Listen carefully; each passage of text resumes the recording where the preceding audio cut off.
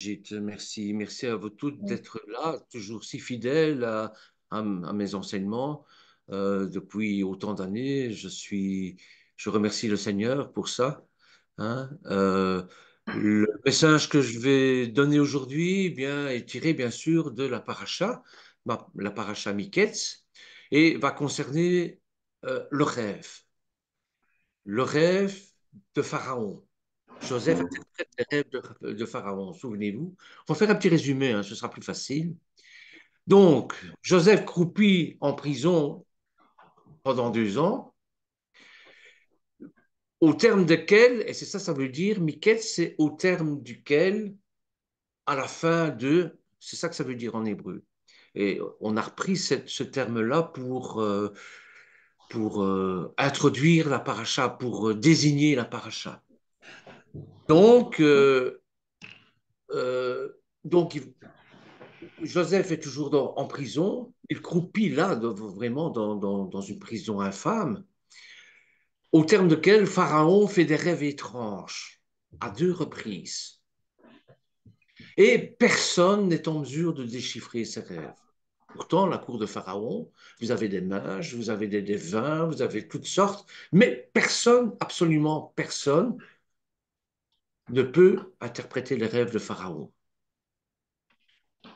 Et son échanson, qui avait été en prison un peu plus tôt, qui avait été libéré, se souvient d'un petit hébreu qui interprète les rêves en cellule. Et Joseph parvient comme ça à déchiffrer correctement les rêves de Pharaon. Et il va annoncer cette année, les rêves, c'était simple, tout le monde connaît cette histoire-là, avec les 7 vaches maigres et les Oui. 7 vaches grasses. Hein.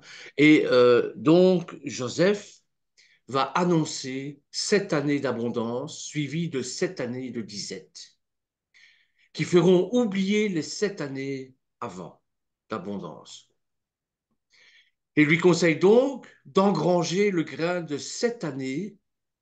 Et encore aujourd'hui, si vous allez en Éthiopie, vous pouvez avoir, je crois que c'est un patrimoine de l'UNESCO, les greniers de Joseph, un des greniers de Joseph. Donc d'immenses réservoirs à grains.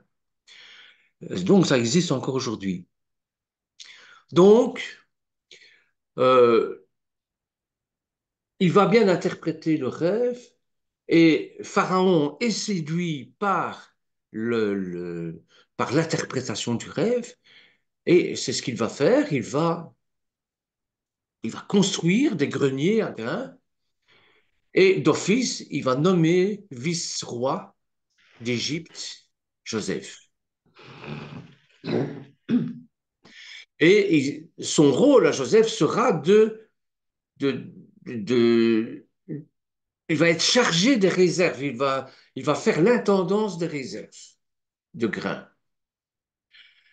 Alors, lorsque la famine arrive, bien sûr, Joseph est en mesure de nourrir le royaume d'Égypte et les pays alentours. 2 fils vont naître de son mariage avec l'Égyptienne, Manassé et Ephraïm, et Yaakov, qui ignore tout du destin de son fils préféré, envoie ses fils, à l'exception de Benjamin. C'est le petit dernier. Euh, Yaakov est très triste. Vous allez le voir par la suite. C'est un mort-vivant, Yaakov.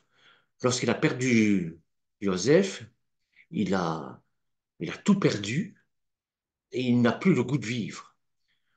Donc, il envoie ses fils chercher du grain, sauf Benjamin, il le garde un peu pour lui. Et ils partent en Égypte acheter du grain, des grains, oui, du blé. Et Joseph, qu'ils ne reconnaissent pas d'abord, feint de ne pas les reconnaître et les accuse d'espionnage. Et il leur fait un somptueux repas, un festin, avant qu'ils retournent avec les sacs de grains de blé auprès de Yaakov. Et il glisse une coupe d'or dans un des sacs. Alors, bon, évidemment, on les accuse, de vol, d'espionnage et de tout. Et il lui dit, bon, ben, puisque c'est comme ça, vous allez être esclave à mon service. Et puis, on parlemente, et il y a Judas, évidemment, qui intervient. Il dit, non, non, on doit retourner près de notre père. Il lui dit, bon, ben, enfin, ils annoncent à, à Joseph qu'il y a le petit dernier Benjamin, et Joseph lui dit, ben, écoutez, allez chercher Benjamin, ramenez-le, hein, en guise de bonne foi. Et je garde en otage Siméon. Voilà. Voilà un petit peu le résumé, hein. Alors, comme la famine dure, Jacob est contraint de laisser les frères repartir avec Benjamin, dont Judas se porte garant auprès de Jacob. Judas qui a vendu Joseph, il dit à son père, je paraphrase, il dit à son père, fais-moi confiance, je te le ramènerai, Benjamin. Je ne le ferai plus, sous-entendu, je ne ferai plus la bêtise que j'ai faite avec Joseph. Et donc, Joseph va décider de garder à ses côtés, comme serviteur, Benjamin. Je ne vais pas vous apprendre que beaucoup de chrétiens aiment les rêves. Nous aimons les rêves. À croire que nous sommes de grands enfants. Et la particularité avec beaucoup de Talmudim Shel Yeshua, de chrétiens, c'est qu'ils prennent le rêve pour la parole de Dieu. Et c'est parfois très dérangeant, très grave. Certains même suivent leurs rêves au même titre que la parole de Dieu. Et si nous voulons comprendre les rêves et les songes, ils ne font pas aller dans le monde, bien sûr, pour les comprendre, mais il faut aller dans la parole de Dieu. Parce que tout dans la parole de Dieu est inscrit au niveau des prophéties, etc. Bon, il faut lire, il faut essayer de comprendre, et vous verrez que toutes les situations y sont, et toutes les solutions à nos problèmes y sont aussi. Alors, bien sûr, nous avons, Dieu parle à travers nos songes, ça c'est un fait, et les songes peuvent provenir d'une multitude d'activités. Les gens ont beaucoup de mal à se défaire de l'idée qu'un rêve qui contient des événements ou des paroles viennent obligatoirement de Dieu. Parfois, un chrétien ou un croyant, on va dire un croyant, est en difficulté dans son église et commence à penser des choses sur son pasteur, sur son roué, hein, sur son dirigeant ou, ou sur des frères et sœurs. Puis, elle fait un rêve et voit son pasteur ou ses frères et sœurs en train de faire des choses mauvaises. J'ai, j'ai participé à ça une fois. Et elle se dit alors, c'est Dieu qui m'a parlé. Mais j'aimerais vous dire, frères et sœurs, quelque chose d'important. Et si vous ne pouvez retenir que ça, ce serait déjà bien. Ce n'est pas forcément Dieu qui parle à travers les songes. Il faut demander du discernement. Pour ça, j'ai pris Ecclésiaste au chapitre 5, verset 3. Ecclésiaste nous dit, donc Qoéleth nous dit, chapitre 5, verset 3, car si les songes, car si les songes naissent de la multitude des occupations, la voix de l'insensé se fait entendre dans la multitude des paroles. Qu'est-ce que ça veut dire? Eh bien, ça veut dire que si vous allez voir un film d'action, il est possible que vous rêviez de vous habillé en Superman, par exemple, ou en Superwoman, en train de sauver le monde, ou encore d'un grand tremblement de terre et à la fin du monde, que vous sauviez le monde. Il suffit d'aller voir Armageddon, par exemple, avec Bruce Willis, Et bon, on s'identifie toujours à des acteurs. Et pendant la nuit, vous pouvez faire un rêve que vous allez sauver le monde. Vous pouvez peut-être rêver que vous êtes poursuivi par des gens armés qui veulent vous tuer. Ça aussi. Moi, j'ai déjà vécu ce genre de rêve, où j'étais traqué par une bande de voyous qui voulaient me faire la peau. Et croyez-moi que c'était presque réel. Je transpirais, j'ai même crié pendant la nuit, etc. Vous voyez? Donc, si on marche dans le péché et la convoitise des relations sexuelles, par exemple, et que vous regardez des femmes ou des hommes pour les convoiter, il est possible que vous fassiez des rêves érotiques, des rêves impurs. Si vous êtes mal dans votre peau, si vous avez des pensées négatives, il est possible que vous rêviez de vous en train de sauter d'un grand immeuble et même de sentir une grande paix. C'est pour ça qu'aux jeunes, une des raisons pour laquelle il ne faut pas regarder des films porno, c'est celle-là. Parce qu'on s'identifie, on se croit invincible et après on commet des actes impurs et parfois irréfléchis. De la même façon, si vous êtes croyant, vous pouvez rêver de choses chrétiennes ou autres, les songes mystiques.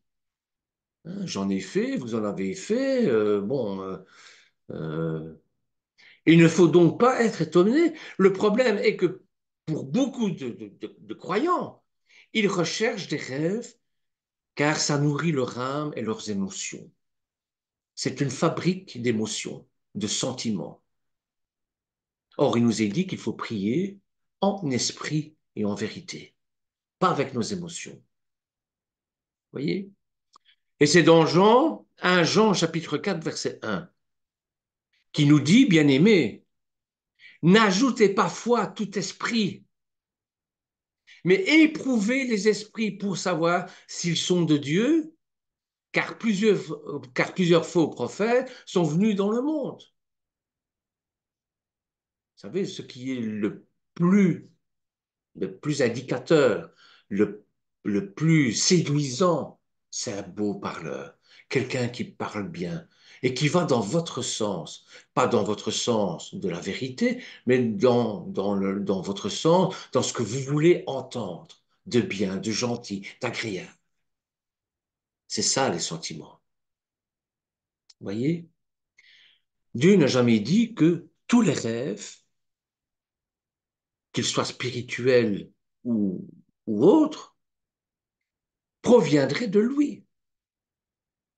Dieu n'a jamais dit ça.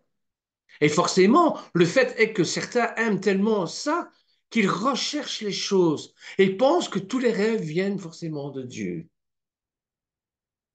Pourtant, les rêves proviennent, dans la grande majorité des cas, d'une multitude des activités de la vie de notre âme. Parce que nous sommes comme une éponge, à travers la journée, nous sommes impactés par des choses négatives comme des choses positives. Hein. Et lorsque nous dormons, eh bien, il se fait que le subconscient travaille et le subconscient n'a pas de filtre. Il fait ressurgir tous ces sentiments. Et c'est la raison pour laquelle les Juifs, avant de s'endormir, remettent leur âme à l'Éternel en disant, Seigneur, veille sur mon sommeil. Parce que c'est par là que Satan pourrait s'introduire dans nos rêves et nous faire rêver de choses qu'on ne devrait pas rêver. Si vous marchez dans la haine, dans la convoitise, dans le péché, dans la médisance, et que vous recevez des rêves qui montrent que c'est vous qui avez raison et les autres qui ont tort, en constatant ce qui se passe dans vos rêves, sachez bien que le rêve ne vient pas du Seigneur. Alors qu'est-ce qu'il faut faire dans ce cas-là? Ben, il faut se repentir de nos actions et rejeter ces rêves. Comprenez? Les songes, les rêves peuvent venir du diable. Le rêve provient souvent de notre imagination. Les gens oublient que dans leur imagination, il y a le mot image. Imagination, image. On se crée des images qui se font plaisir. Ça s'appelle quoi? Ça s'appelle comment? Ça s'appelle de l'idolâtrie. Or, c'est un des péchés avec l'immoralité euh, qui est une abomination aux yeux de l'Éternel. Notre imagination peut créer des images. Et c'est pour ça que des croyants sont parfois convaincus d'avoir vu quelque chose, alors qu'ils sont certains que c'est Dieu qui a parlé, bien que ce soit juste le fruit de leur imagination. Vous voyez? Deutéronome, Devarim, chapitre 13, versets 1 à 3. S'il s'élève au milieu de toi un prophète ou un songeur, qui t'annonce un signe ou un prodige, et qu'il y ait accomplissement du signe ou du prodige dont il t'a parlé en disant, allons après d'autres dieux, les dieux que tu ne connais point, et servons-les. Ce prophète ou ce songeur sera puni de mort, car il a parlé de la révolte contre l'Éternel, votre Dieu, qui vous a fait sortir du pays d'Égypte et vous a délivré de la maison de servitude. Il a voulu te détourner de la voie dans laquelle l'Éternel, ton Dieu, t'a ordonné de marcher.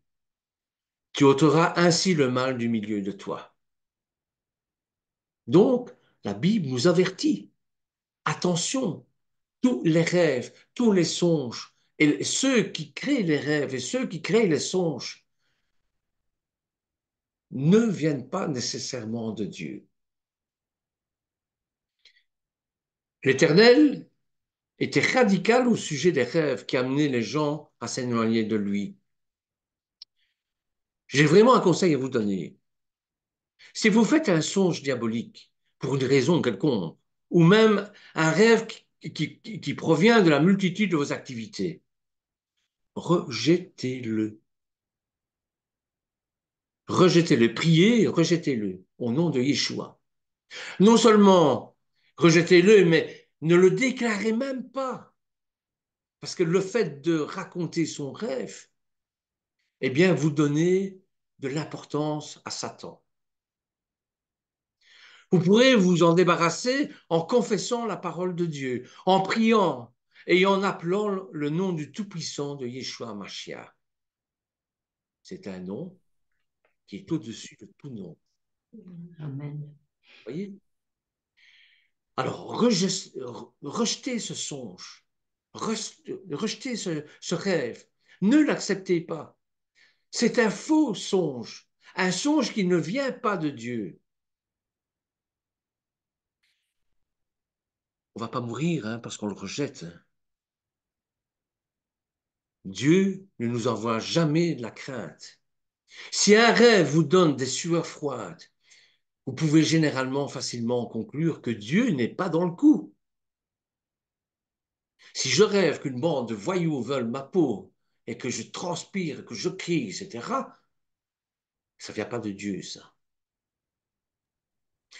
Si des mauvais rêves restent pour hanter dans vos pensées, rejetez-les au nom de Yeshua et Amen. commencez à déclarer les rêves de Dieu à votre sujet. Les rêves peuvent bien sûr provenir de l'Éternel, de Dieu. Les rêves prémonitoires, les rêves, et on voit ça dans le Tanakh, dans la Bible, hein, les songes.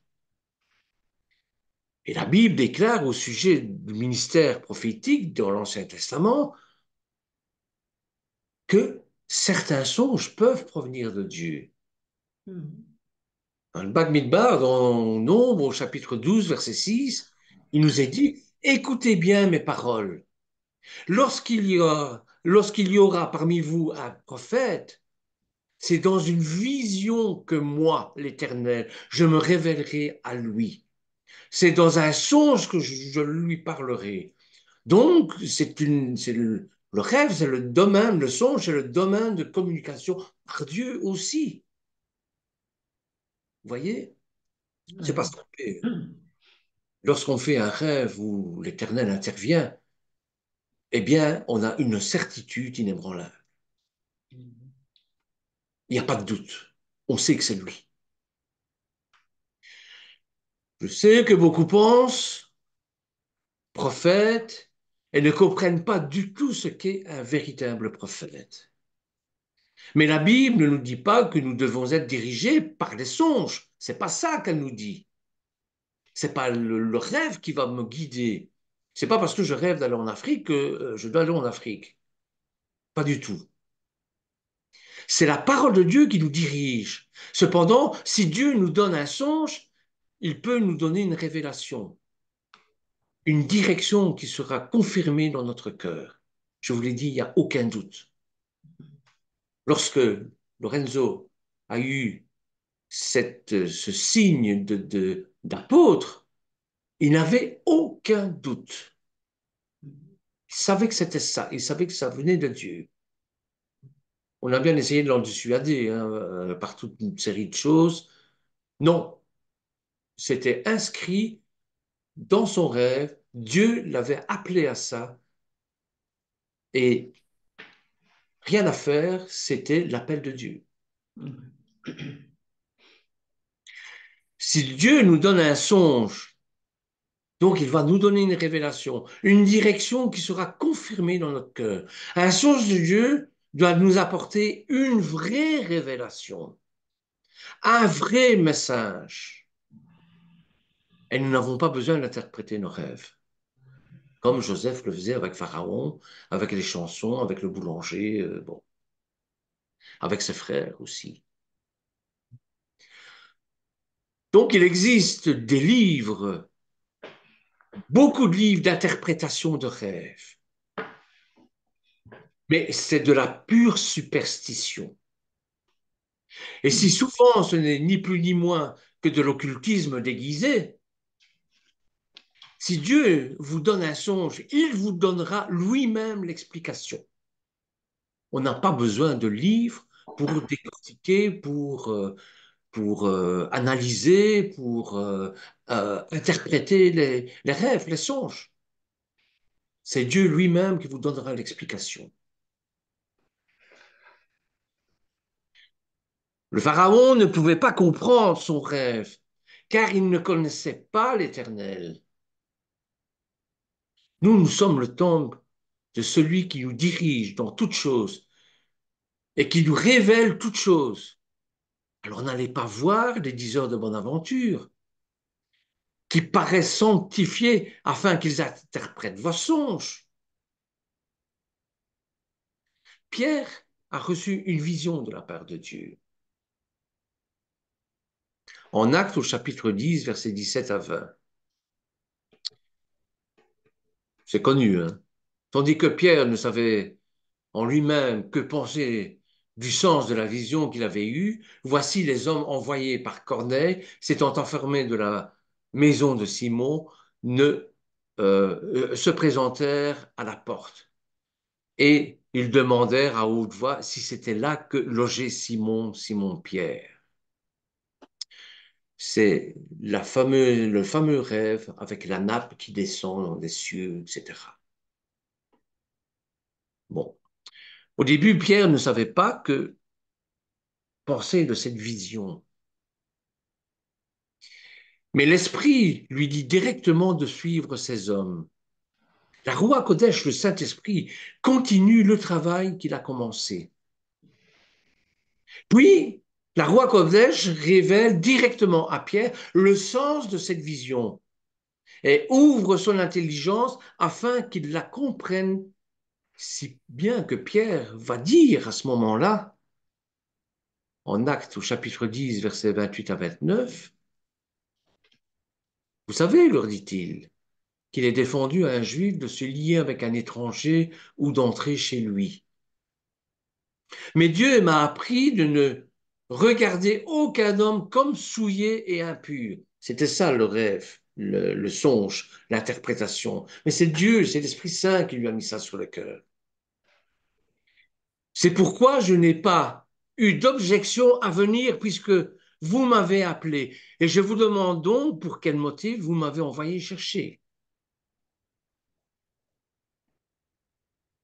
La roi Kodesh lui révéla la vision avant qu'il parte avec ses hommes. Et c'est pour ça qu'il les suivit. Sinon, il ne serait pas là avec eux. Le juif ne se mêle pas aux étrangers. Et arrivé sur place, il dit qu'il n'a pas fait de l'objection à venir car Dieu lui a appris qu'il ne fallait pas regarder aucun homme comme souillé. Et si votre songe est de Dieu, eh bien Dieu vous révélera ce qui est.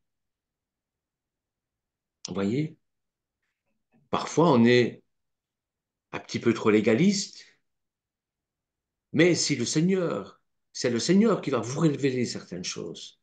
Amen. Si Dieu vous donne un songe, son message sera clair, précis. Dieu en voulait aux faux prophètes de raconter des songes provenant de leur propre cœur, de leur propre pensée. Et Dieu a montré que ces songes sont clairs et évidents. Ils sont oui et amen.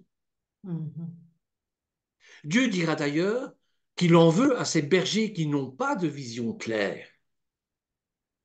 Parce que les songes, les rêves, c'est toujours un peu flou, mais pas quand ils viennent de Dieu.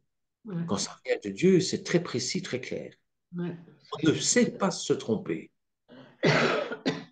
Regardez dans Jérémie, chapitre 23, versets 28 à 29. Jérémie, combien tu dis? Chapitre 23, versets 28 à 29. Merci. Que le prophète qui a eu le songe raconte ce songe, et que celui qui a entendu ma parole rapporte fidèlement ma parole. Pourquoi mêler la paille au froment, dit l'Éternel. Ma parole n'était pas comme un feu, dit l'Éternel, et comme un marteau qui brise le roc. La parole de Dieu est comme un marteau qui brise le roc. C'est une parole puissante, pas un rêve d'enfant. Mhm. Le message de Dieu est clair, mais il est parfois possible que cela prenne du temps pour le comprendre dans toute sa plénitude. Ouais, ça c'est vrai. Dieu pourra vous donner une certaine lumière au départ et vous pourriez le comprendre plus tard. Ouais. Si Dieu vous donne un songe, n'allez pas au-delà du message qu'il vous donne. Mhm. Cherchez pas à comprendre par vous. C'est ça que ça veut dire. Ouais. Le Seigneur donnera la solution lui-même, l'interprétation lui-même. Si Dieu vous a dit, c'est ça, ne lui faites pas dire, c'est cela, et puis ceci, et encore ça, et puis encore ça. Non. Ne faites pas dire à l'Éternel ce qu'il n'y dit pas. Ne faites pas interpréter les choses.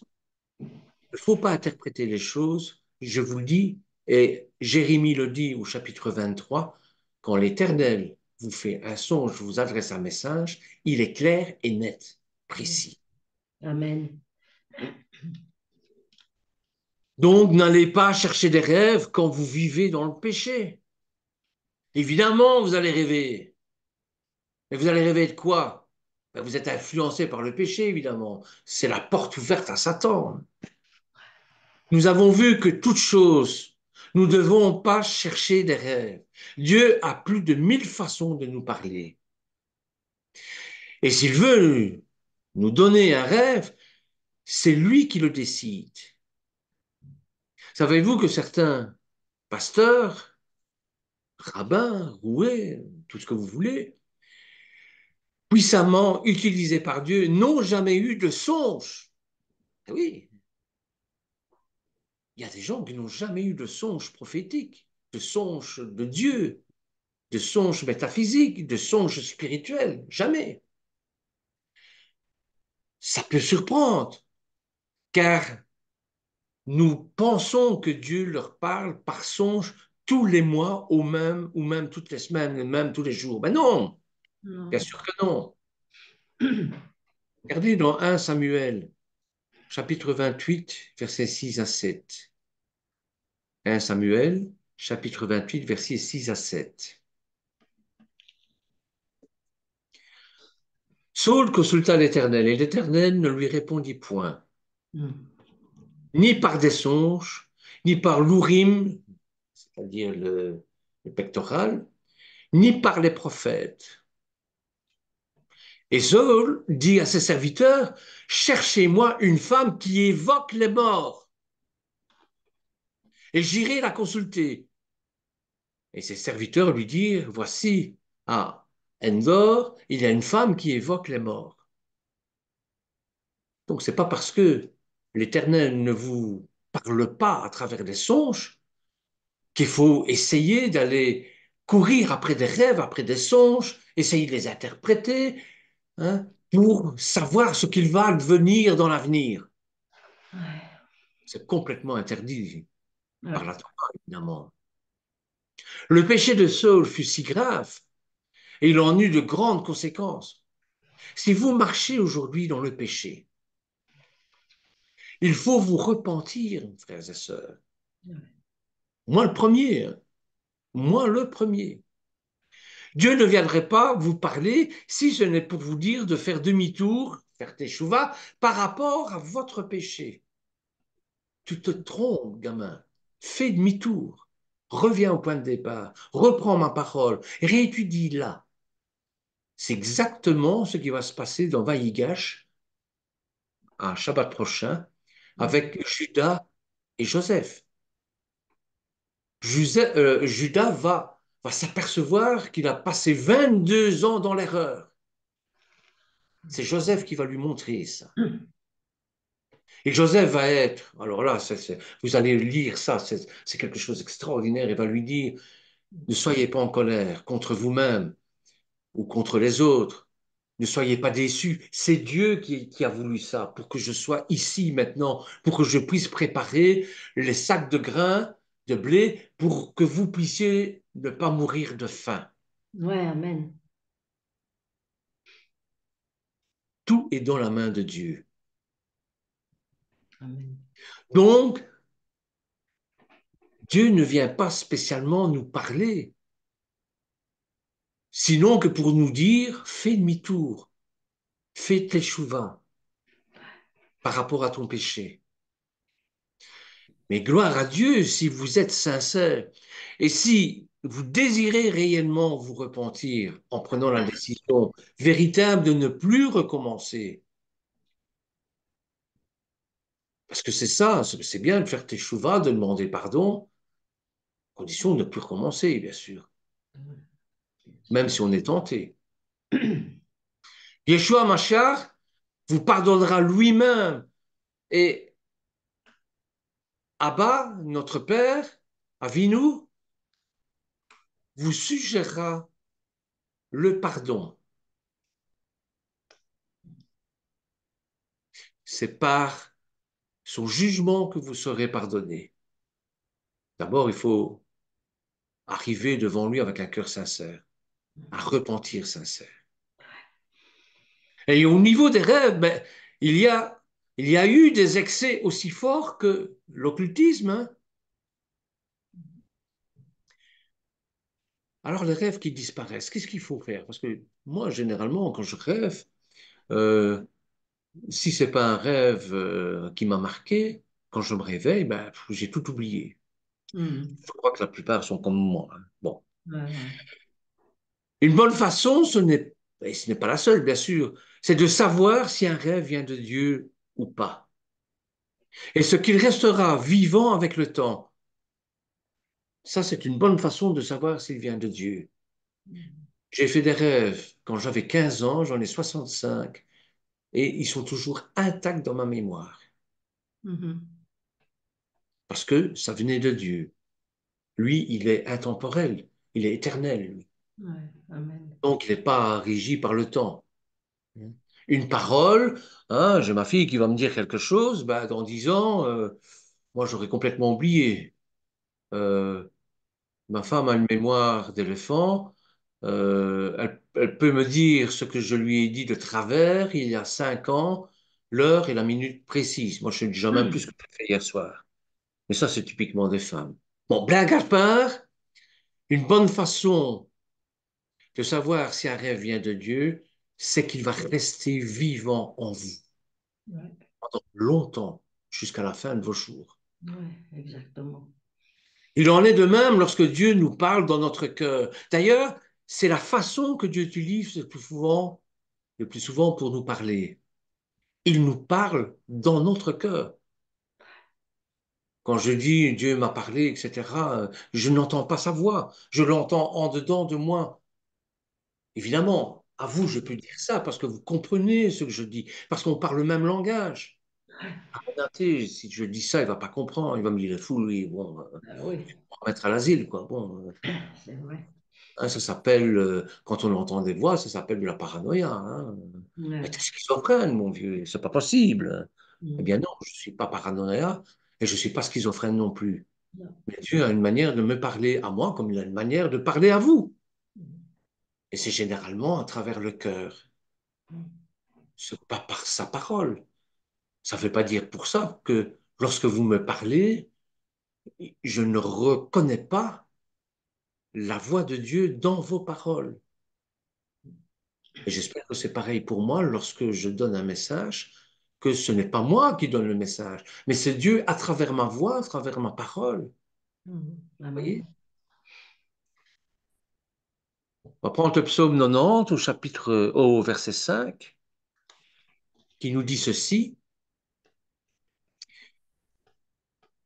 Tu les emportes semblables à un songe, qui le matin passe comme l'herbe. Si le rêve disparaît, ne vous inquiétez pas. Et s'il reste un peu, ne vous inquiétez pas non plus. Priez simplement par rapport à ça.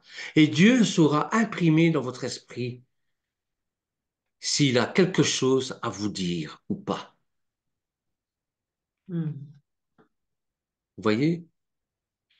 Si vous avez reçu de vrais songes prophétiques, nous avons tous eu des songes prophétiques, eh bien, nous avons vu que la plupart des rêves viennent de la multitude de nos activités. Nous sommes comme une éponge, hein, le bus qui passe, une feuille qui vole, une odeur désagréable, agréable, une jolie fille qui passe. Bon, tout ça, nous sommes impactés. Certains viennent aussi du diable et d'autres peuvent venir de Dieu. Dieu peut nous parler par des songes. Je répète ce que j'ai dit. Il ne faut pas croire lorsqu'on lit la Bible que les hommes de Dieu avaient des songes tous les matins. Je fais un petit peu le résumé de ce que j'ai dit. Il faut aussi comprendre que la plupart des songes et des visions ont été donnés dans le cadre du ministère prophétique. Dans une Keïla, il y a les 5 ministères qui sont présents.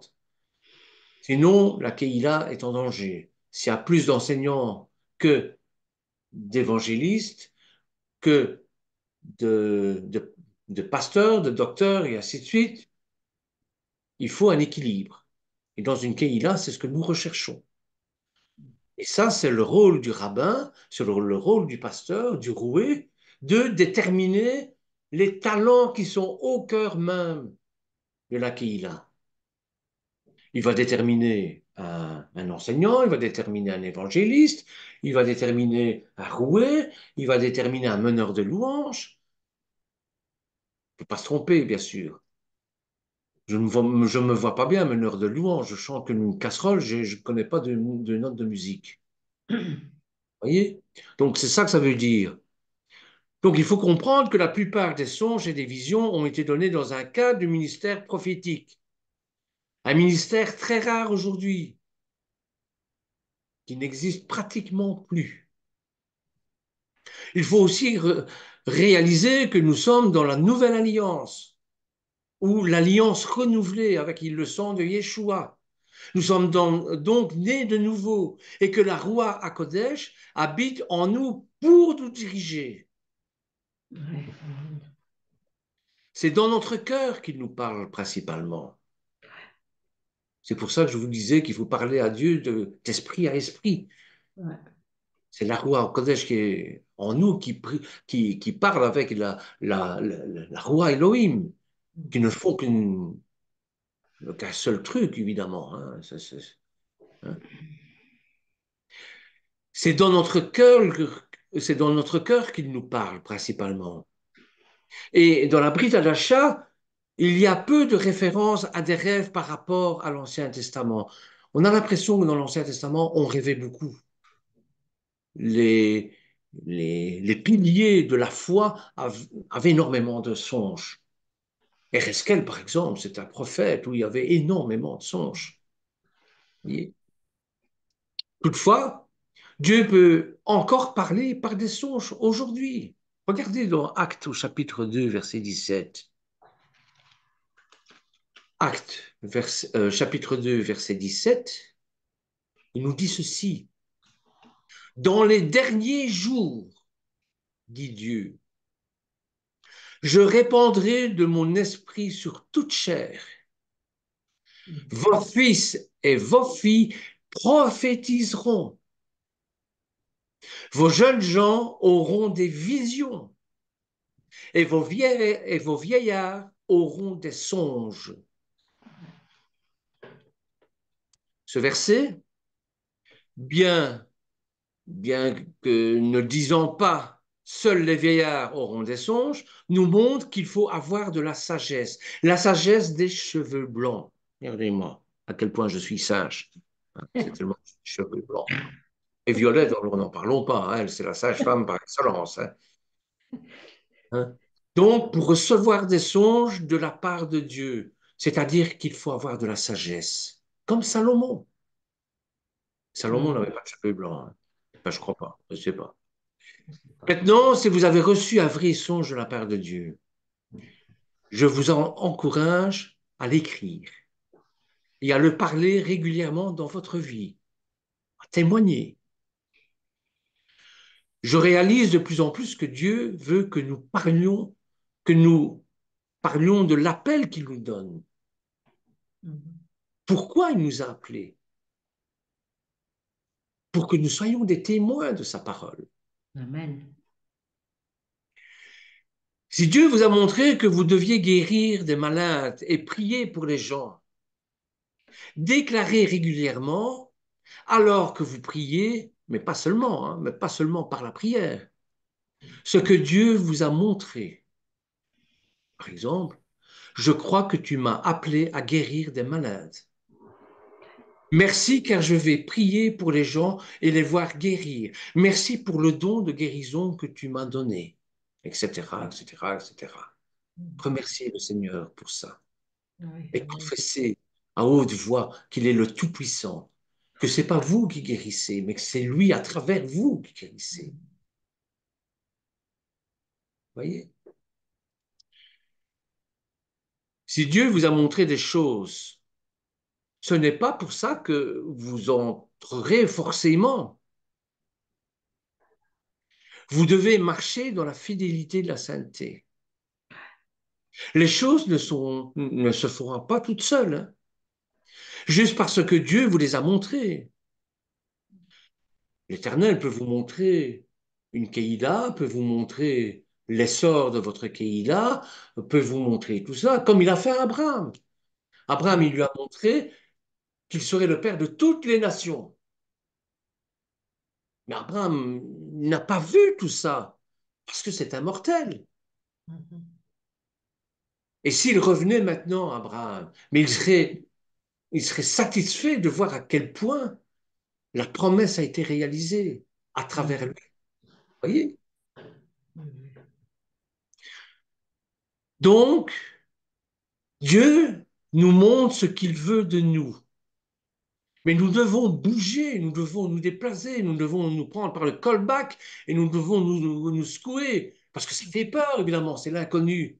Mhm. Vous savez, quand l'Éternel a mis sur le cœur de Lorenzo qui devait partir en Afrique, à la Côte d'Ivoire. Euh, il savait pas ce qui l'attendait là-bas, il savait pas ce qui allait arriver, il était dans l'incertitude la plus complète. Mais il a mis sa confiance, comme Abraham, il a mis sa confiance en l'Éternel. Il a dit, Amen. c'est l'Éternel qui dirige tout. Et regardez les fruits, le résultat, avec le pasteur Jean-Baptiste, qui continue à rassembler les fidèles en Afrique. Vous voyez? Ouais. Donc, il faut se bouger, se déplacer, pour qu'il puisse intervenir surnaturellement. Oh, c'est pas un magicien, le bon Dieu. C'est pas ça. Ben voilà, Seigneur, comment veux-tu que j'aille en Afrique et j'ai pas de sous? Pour tout d'un coup, eh bien, vous vendez votre voiture et il y a une opportunité inespérée qui s'ouvre à vous. Voilà, par exemple. Vous voyez? C'est ça le surnaturel. Bon, tous les avions sont en grève, vous devez aller en Afrique, hein, votre billet est réservé, etc. Vous allez perdre de 500 euros si vous ne prenez pas l'avion. La grève arrive au bout, juste au moment où vous prenez l'avion. C'est comme ça que l'Éternel intervient. Ouais. Vous voyez? Ouais. Enfin, moi, c'est comme ça, je crois qu'il intervient dans ma vie, en tout cas. Ben oui. Hein. Donc, il y a souvent besoin de nos 5 pains et de nos 2 poissons pour agir. Mhm. C'est bien la preuve. Souvenez-vous, lorsque Yeshua, euh, avec le nombre de fidèles qui étaient là, il enseigne, et puis, bon, il y a 2 poissons et 5 pains. On va pas loin avec ça. Il Mhm. dit aux apôtres, mais distribuez quand même. Mhm. On les a distribués, alors là, c'était la multiplication des pains.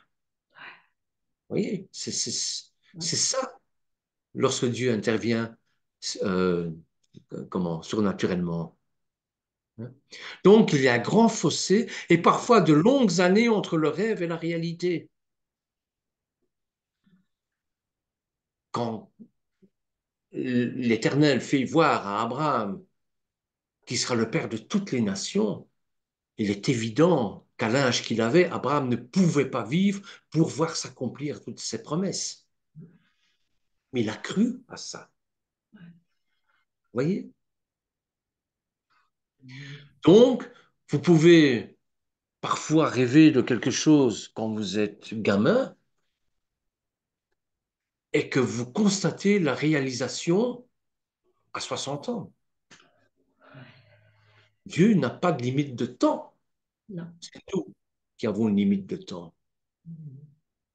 Et il est dit dans la parole, vous devez semer, c'est peut-être pas vous qui allez arroser, c'est quelqu'un d'autre.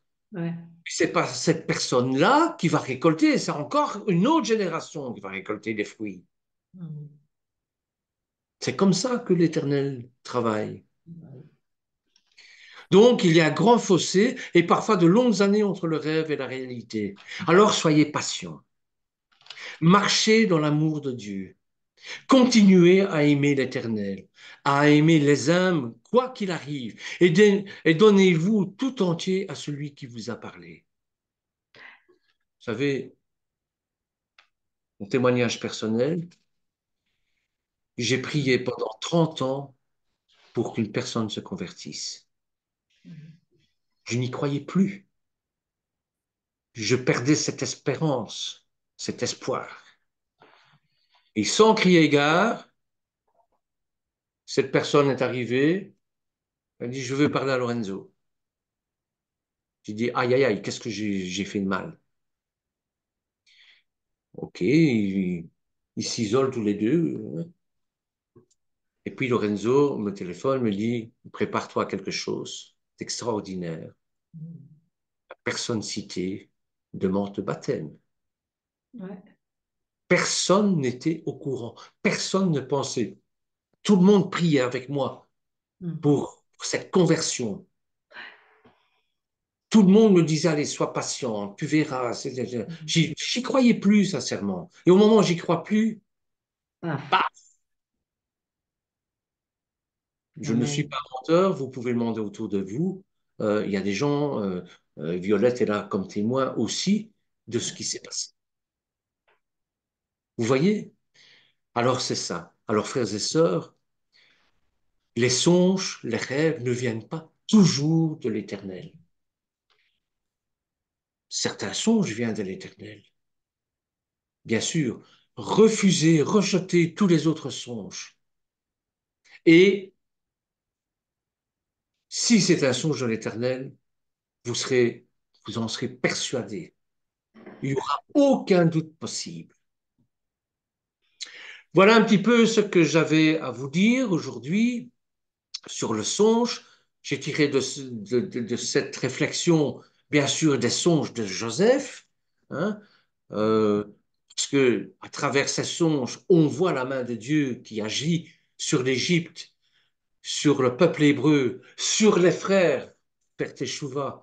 On voit que toute une mise en scène est, est faite pour que la réunification du peuple hébreu se fasse.